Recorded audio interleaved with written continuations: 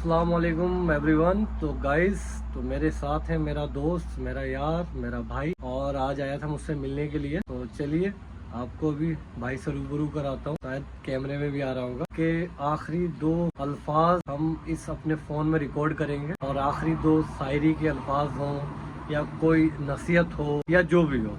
तो चलिए भाई से गुफ्तगू करते हैं। तो भाई कैसे हैं आप? बस अल्हम्दुलिल्लाह, अल्लाह का शुक्र है। हाँ, और कैमरा देख के बात करो। अच्छा जी। अल्लाह का शुक्र है और उसका बड़ा एहसान है। बस आज मिलने आ गया। मैं कल निकलने वाला हूँ अपने हिमाचल जॉब के लिए, इसलिए मैं सोचा क्यों ना आप अपने दोस्त से मिलते हुए चलो। तो कुछ जाते जाते कोई एक लाइन जो नसीहत के तौर पे देना चाहोगे? नसीहत के तौर पे फीडबैक या नसीहत के तौर पर मैं फीडबैक। तो यही कहूँगा कि आप जिससे भी अपनी दोस्ती निभाएं उसको अपनी पूरी शिद्दत के साथ निभाएं और अपनी पूरी ईमानदारी वफादारी के साथ निभाएं।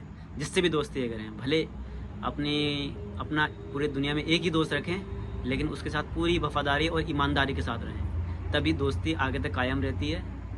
और मैं अपने दोस्त से यही कहना चाहूँगा, अगर मेरी वजह से, मेरी कुछ अल्फाजों से, मेरी कुछ बातों से, कुछ झूठी सच्ची बातों से अगर कोई तकलीफ या कुछ परेशानी पहुंची हो, अगर कोई कष्ट पहुंचा हो, तो उसके लिए मैं चाहता हूँ अपने दोस्त से। नहीं नहीं भाई, कोई परेशानी नहीं हुई। और आखिरी लाइन में मुझे बहुत खुशी हुई, आपने लाइन बोली, ये कैप्चर हो जा रहा है अब।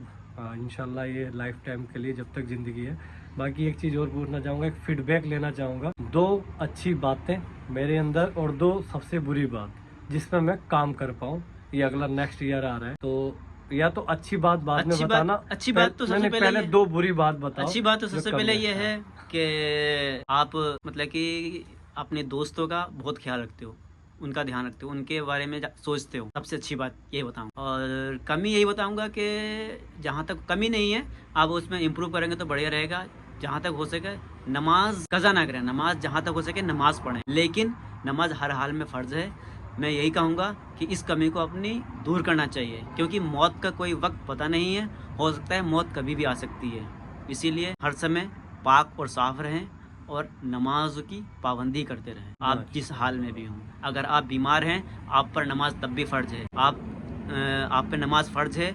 अगर आप नमाज नहीं पढ़ सकते, खड़े होकर नहीं पढ़ सकते, तो बैठ कर पढ़ें। बैठ कर नहीं पढ़ सकते तो इशारों से पढ़ें। नमाज माफ़ नहीं है, यहाँ तक कि आप बीमार हो तब भी नमाज माफ़ नहीं। तो नवाज की आपने हिदायत दी, बहुत हाँ, बहुत बस शुक्रिया मैं तो यही भाईजान। कहूँगा कि दोस्त अगर नमाजी हो तो अपने दोस्तों को भी नमाजी कर देता है, बेशक बेशक, क्योंकि बहुत अच्छा। रंगत और संगत ये दोनों बहुत बड़ी चीज़ें हैं। इंसान जिस संगत में रहता है उसके अंदर ही वैसी रंगत आती है। तो अपने दोस्तों को हमेशा जो ईमान वाले लोग हों उनसे वाबस्ता रहनी चाहिए, क्योंकि संगत का बहुत बड़ा असर इंसान के उस पर होता है। बेशक। तो ये तो आपने एक कमी और एक फीडबैक दिया, अब एक और बची, तो एक और क्या देना अब चाहोगे मुझे नसीहत? मैं तो नहीं समझता बाकी कोई कमी है। अल्लाह के करम से सारी कुछ खूबियाँ हैं। अल्लाह खूब खुशियाँ दे, खूब तरक्की करो, और बस यही कहूँगा मैं। और आपको जितना इतना बड़ा पाल पोस के इतना बड़ा किया, उनका एहसानमंद रहो। चाहे वो आपके साथ कितना भी कुछ कहें, लेकिन उनका एहसानमंद रहना हमेशा, और उनके साथ वफादारी से पेश आना। वो भले ही कोई भी हो, चाहे मैं हूँ या कोई आपके परिवार में कोई भी हो, कितनी भी अगर आपको तकलीफ या परेशानी दे, तो उनके साथ हमेशा भलाई से ही पेश आना, अच्छाई से पेश आना। बस मैं यही कहूँ। बेशक। तो और कोई दर्शकों के लिए कुछ कहना चाहोगे? दर्शकों के लिए तो मैं बस आने वाला जो नया साल है, मैं तो चाहता हूँ सभी लोग अच्छे से, सबसे पहले तो अपने जो गुनाह हो गए उनसे तौबा करें, और जो मेरे दीनी इस्लामी भाई हैं, चाहे वो किसी भी मजहब के हों, सभी से यही कहूँगा कि अपने अपने रिलीजियस को अच्छे से फोकस करें, अच्छे से उसकी इबादत करें, प्रे करें, प्रार्थना करें।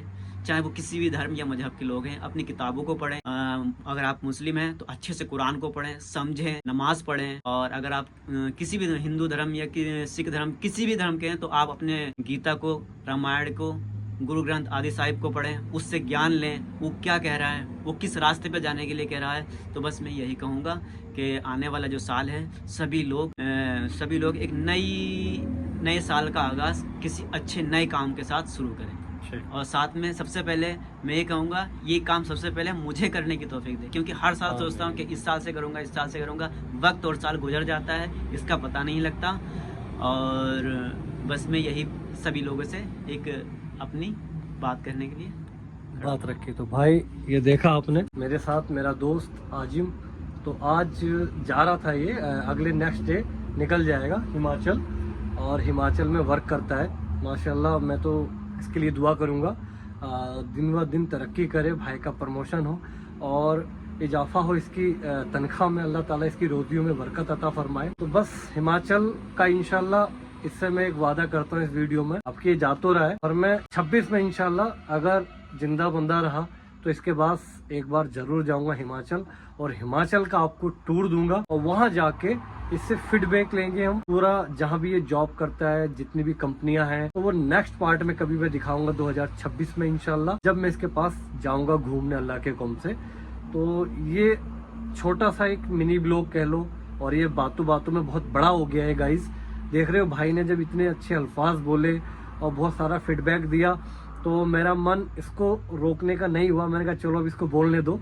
वीडियो हमने सोचा था 1 मिनट की बनाएंगे, और ये वीडियो काफी समय की बन चुकी है। तो गाइस मेरा दिल बहुत खुश हुआ, इसने आज मेरे साथ टाइम बिताया, और जब भी इसका वक्त लगता है आ जाता है। भाई को हम देते हैं हम अलविदा करते हैं भाई को, और क्योंकि कल निकल जाएगा हिमाचल, और फिर मैं भी बिजी हो जाऊंगा अपने अपने काम में गाइस। तो भाई अपना पूरा नाम तो बता दो। मेरा पूरा नाम मोहम्मद आजिम अंसारी। हाँ, तो भाई का नाम है मोहम्मद आजिम अंसारी। तो चलिए भाई फिर इंशाल्लाह गले मिलके भाई, और भाई को मैं विदा करता हूँ, इसको छोड़ के आता हूँ घर, जैसा भी होता है। तो लगे रहिए इस ब्लॉग में, तो इंशाल्लाह मिलेंगे फिर नेक्स्ट किसी एपिसोड में। जय हिंद, अल्लाह हाफिज।